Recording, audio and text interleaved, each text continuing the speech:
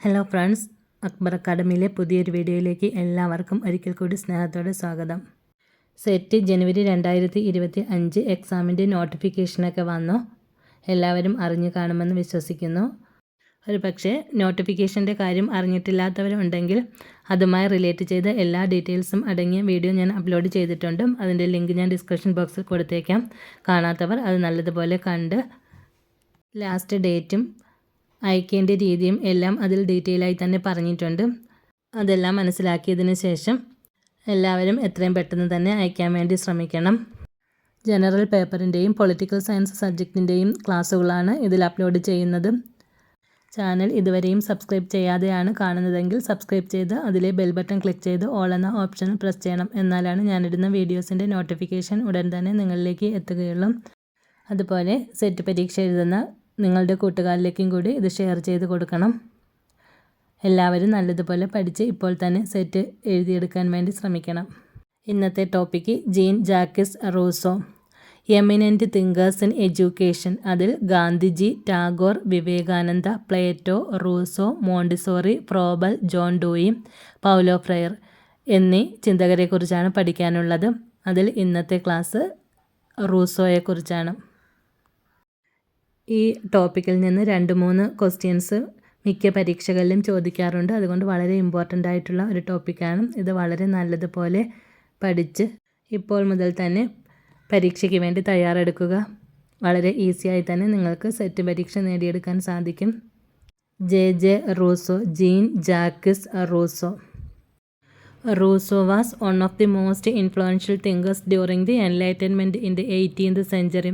18ാം നൂറ്റാണ്ടിൽ എല്ലാവരിലും വളരെ സ്വാധീനമുള്ള ഒരു പ്രധാനപ്പെട്ട ചിന്തകരിൽ ഒരാളാണ് Jean Jacques Rousseau. Rousseau was born in Geneva. ജനീവയിലാണ് ജനിച്ചത്. ജനിച്ച വർഷം 1712, മരണപ്പെട്ടത് 1778. ഇൻ 1742. 1712 ജനീവയിലായിരുന്നു ജനനം. 1742 പാരീസിലേക്ക് ഷിഫ്റ്റ് ചെയ്തു. In 1742 Rousseau moved to Paris. He became famous as French philosopher, but he always signed his book J Rousseau, citizen of Geneva. പക്ഷേ ഇദ്ദേഹം ജനീവയിലാണ് ജനിച്ചതെങ്കിലും ഫ്രഞ്ച് ഫിലോസഫർ എന്നാണ് അറിയപ്പെടുന്നത്. കാരണം പിന്നീട് 1742 മുതൽ അവർ പാരീസിലേക്ക് താമസം മാറ്റി. എന്നാലും ജനീവ സിറ്റിസണായിട്ടാണ് അറിയപ്പെടുന്നത്. ഫ്രഞ്ച് വിപ്ലവത്തിൻ്റെ 3 തത്വചിന്തകരിൽ ഒരാളായിരുന്നു റൂസോ. ഇദ്ദേഹത്തിൻ്റെ പ്രധാനപ്പെട്ട ബുക്സുകൾ നോക്കാം. A discourse on the science and arts 1750. A discourse on the science and arts. Discourse on the origin of inequality 1755.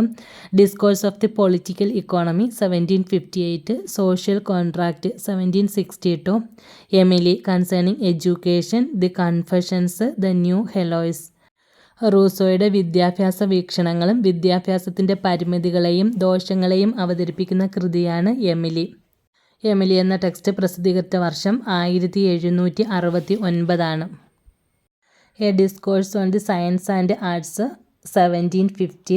Discourse on the origin of inequality 1755. Discourse of the political economy 1758.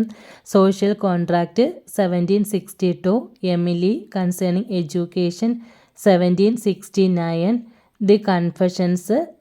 The new Heloise എന്നിവയാണ് പ്രധാനപ്പെട്ട ബുക്കുകൾ. അദ്ദേഹം പറഞ്ഞിട്ടുള്ള പ്രധാനപ്പെട്ട കോഴ്സുകൾ അഥവാ നിർവചനങ്ങൾ നോക്കാം. മാൻ is born free and everywhere he is in chains. ഇത് വളരെ പ്രധാനപ്പെട്ടതും എല്ലാവർക്കും അറിയാവുന്ന ഒരു കാര്യവുമാണ്. മനുഷ്യർ ജനിക്കുന്നത് സ്വതന്ത്രനായിട്ടാണ്, എന്നാൽ എല്ലായിടത്തും അവർ ചങ്ങലകളാൽ ബന്ധിതരാണ്. ഇത് വളരെ ഫേമസ് ആയിട്ടുള്ള ഒരു കോട്ട് തന്നെയാണ്. Man is born free and everywhere he is in chains. ഇങ്ങനെ അഭിപ്രായപ്പെട്ടത് Rousseau. Nature is good until it doesn't reach in hand of man. അതായത് മനുഷ്യരുടെ കൈകളിൽ എത്താത്തിടത്തോളം കാലം പ്രകൃതി വളരെ നല്ലതാണ്. Education is either from nature, from man or from things. Next, education means natural development of organs and powers of the child from within. Give your scholar no verbal lesson, he should be taught by experience alone. ഇത്രയും quotations പഠിച്ചു വെക്കണം. റിപ്പീറ്റഡായിട്ട് എക്സാമുകൾക്ക് ചോദിച്ചിട്ടുള്ള ഡെഫിനിഷൻസും ഉൾപ്പെടുത്തിയിട്ടുണ്ട്. ഇതെല്ലാം വളരെ പ്രധാനപ്പെട്ടതാണ്. Exam point of വ്യൂവിൽ വളരെ ചുരുക്കിയാണ് ഞാൻ നോട്ട്സ് തയ്യാറാക്കിയിരിക്കുന്നത്. അതുകൊണ്ട് ഇതൊന്നും വിട്ടുകളയാതെ പഠിച്ചെടുക്കണം. എല്ലാം വളരെ പ്രധാനപ്പെട്ട പോയിൻറ്റ്സ് തന്നെയാണ് കൊടുത്തിരിക്കുന്നത് ഓരോ ക്ലാസ്സുകളിലും.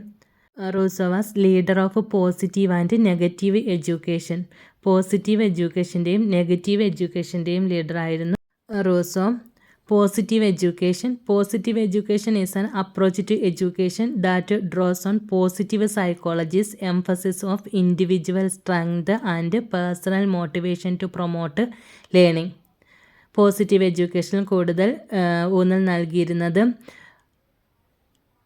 Individual strengths and personal motivations to promote learning promote ചെയ്യാൻ വേണ്ടിയിട്ട് ഇൻഡിവിജ്വലിൻ്റെ സ്ട്രെങ്തിനെയും പേഴ്സണൽ മോട്ടിവേഷനെയുമാണ് കൂടുതൽ ഊന്നൽ നൽകിയിരുന്നത്.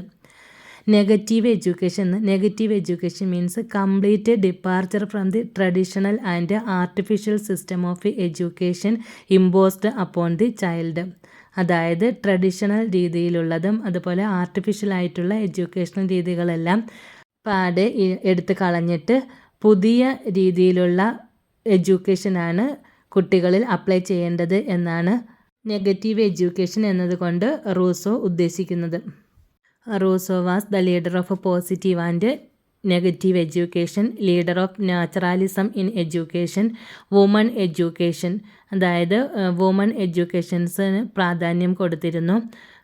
വുമൺ എഡ്യൂക്കേഷനെ കുറിച്ച് പറയുന്നത് എമിലി എന്ന ബുക്കിൽ 5ാമത്തെ ചാപ്റ്ററിലാണ്. ബാക്ക് ടു നേച്ചർ, അതായത് പ്രകൃതിയിലേക്ക് മടങ്ങുക എന്ന ആശയത്തിൻ്റെ വക്താവാണ് Rousseau. Father of early childhood education or child centred education. Discovered and recognized the childhood traits, emphasized the value of concrete objects or direct experience, laid the foundation of the free and positive discipline. Leader of naturalism in education, woman education, Emily, 5th chapter. Back to nature, Rousseau, naturalism. Father of early childhood education or child-centered education, discovered and recognized the childhood traits.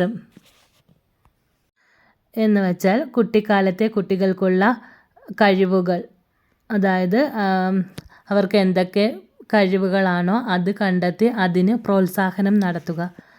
പിന്നെ emphasised value on concrete objects or direct experience, അതായത് കുട്ടികൾക്ക് direct experience നൽകുക, പ്രകൃതിയിലേക്ക് ഇറങ്ങിപ്പോയി പഠിക്കുക, അതാണ് ഉദ്ദേശിക്കുന്നത്. അതായത് class റൂമിൽ ഇരുത്തി പഠിപ്പിക്കാതെ പ്രകൃതിയുമായി ഇണങ്ങിച്ചേർന്ന് സ്വന്തം അനുഭവങ്ങളിലൂടെ അവർ പഠിക്കണം എന്നാണ് റൂസോയുടെ അഭിപ്രായം. Laid the foundation of free and positive discipline. Methods of teaching supported by Rousseau. റൂസോയുടെ അഭിപ്രായത്തിൽ ടീച്ചിങ് മെത്തേഡുകൾ direct experience, learning by doing, heuristic method, play way method. Direct experience, learning by doing, heuristic method, play way method, ഇതെല്ലാം Rousseau പറഞ്ഞിട്ടുള്ള teaching മെത്തേഡ്സാണ്. Aims of education. റൂസോയുടെ അഭിപ്രായത്തിൽ മനുഷ്യൻ്റെ വികസനത്തെ 4 ഘട്ടങ്ങളായാണ് വിഭജിച്ചിരിക്കുന്നത്. അത് ഒന്നാമത്തേത് ഇൻഫൻസി, ശൈശവം, ജനനം മുതൽ 5 വയസ്സ് വരെ, ബർത്ത് ടു 5 ഇയേഴ്സും. ഇത് ഫിസിക്കൽ ഡെവലപ്മെൻറ്റ്, കുട്ടികളുടെ ഫിസിക്കലായിട്ടുള്ള ഡെവലപ്മെൻറ്റ് സ്റ്റേജാണ് ഇൻഫൻസി സ്റ്റേജും. ചൈൽഡ്ഹുഡ് 5 മുതൽ 12 വയസ്സ് വരെ, ഡെവലപ്മെൻറ്റ് ഓഫ് സെൻസ് ഓർഗൻസും. ബാല്യകാലം, ചൈൽഡ്ഹുഡ് അഥവാ ബാല്യകാലം, അത് 5 മുതൽ 12 വയസ്സ് വരെ. പിന്നീട് ബോയ്ഹുഡ് 12 മുതൽ 15 വയസ്സ് വരെ, കൗമാരം, development of power of understanding. 4ാമത്തേതാണ് യൗവനം അഥവാ അഡോളസൻസ് സ്റ്റേജ്, 15 മുതൽ 20 വയസ്സ് വരെ. അഡോളസൻസ് സ്റ്റേജിൽ development of emotional, moral, religious, ഇത്രയും കാര്യങ്ങളാണ് വികാസം പ്രാപിക്കുന്നത്. ഒന്നുകൂടെ നോക്കാം. റൂസോയുടെ അഭിപ്രായത്തിൽ മനുഷ്യൻ്റെ വികസനത്തെ 4 ഘട്ടങ്ങളായി വിഭജിക്കുന്നു. അതിൽ ഒന്നാമത്തെ ഘട്ടം ഇൻഫൻസി ഓർ ശൈശവം, അത് ജനനം മുതൽ 5 വയസ്സ് വരെയാണ്. ഈ സ്റ്റേജിലാണ് ഫിസിക്കൽ ഡെവലപ്മെൻറ്റ് നടക്കുന്നത്. രണ്ടാമത്തെ സ്റ്റേജാണ് ചൈൽഡ്ഹുഡ്, 5 മുതൽ 12 വയസ്സ് വരെ. ബാല്യം. റൂസോയുടെ അഭിപ്രായത്തിൽ കുട്ടികൾക്ക് ചരിത്രം, ഭാഷ എന്നീ വിഷയങ്ങൾ ആവശ്യമില്ലാത്ത കാലഘട്ടമാണ് ഈ ബാല്യകാലഘട്ടം. മൂന്നാമത്തേത് കൗമാരം അഥവാ ബോയ്ഹുഡ്, 12 മുതൽ 15 വയസ്സ് വരെ. Development of power of understanding. പ്രകൃതി ശാസ്ത്രങ്ങളിലുള്ള പരിശീലനവും തൊഴിൽ പരിശീലനവും നൽകാൻ അനുയോജ്യമായ സമയവുമായി റൂസോ അഭിപ്രായപ്പെടുന്ന കാലഘട്ടമാണ് കൗമാരം. പ്രകൃതി ശാസ്ത്രങ്ങളിലുള്ള പരിശീലനവും തൊഴിൽ പരിശീലനവും നൽകാൻ അനുയോജ്യമായ സമയമായി റൂസോ അഭിപ്രായപ്പെടുന്ന കാലഘട്ടമാണ് കൗമാരം. റൂസോയുടെ അഭിപ്രായത്തിൽ കുട്ടികൾക്ക് അധ്യാപകനെ ആവശ്യമാകുന്ന കാലഘട്ടമാണ് ഈ കൗമാര കാലഘട്ടം. റൂസോ പറയുന്നത് അധ്യാപകൻ കുട്ടികളുടെ താല്പര്യത്തിനൊത്ത് പഠിപ്പിക്കുകയും സുഹൃത്തിനെ പോലെ പെരുമാറുകയും വേണം എന്നാണ്. അതായത് അധ്യാപകർ ബുക്ക് കണ്ട് അതുപോലെ പഠിപ്പിക്കുന്നതിനെക്കാട്ടിലും കുട്ടികളുടെ താല്പര്യത്തിനനുസരിച്ചാണ് പഠിപ്പിക്കേണ്ടതും ഒരു സുഹൃത്തിനെ പോലെ അവരുടെ അടുത്ത് പെരുമാറുകയും വേണം എന്നാണ് റൂസോ അഭിപ്രായപ്പെടുന്നത്. നാലാമത്തെ ഘട്ടമാണ് അഡോളസെൻസ്. അത് 15 മുതൽ 20 വയസ്സ് വരെയാണ്. Development of emotional, moral, religious. വൈകാരികമായ വികാസവും വ്യക്തിവികാസവും സന്മാർഗബോധവും സംഭവിക്കേണ്ട കാലഘട്ടമാണ് യൗവനഘട്ടം. വൈകാരികമായ വികാസവും വ്യക്തിവികാസവും സന്മാർഗബോധവും. ഇത്രയുമാണ് ഇന്നത്തെ ക്ലാസ്സിൽ ഉൾപ്പെടുത്തിയിരിക്കുന്നത്. മെയിൻ പോയിൻറ്റ്സ് എല്ലാം ഉൾപ്പെടുത്തിയിട്ടുണ്ട്. ഇപ്പോൾ മുതൽ പരീക്ഷയ്ക്ക് വേണ്ടി തയ്യാറെടുക്കണം. എന്നാലാണ് ഈസിയായി നമുക്ക് സെറ്റ് പരീക്ഷ നേടിയെടുക്കാൻ കഴിയുന്നത്. പുതിയൊരു വീഡിയോയുമായി വീണ്ടും കാണാം. Okay, thank you.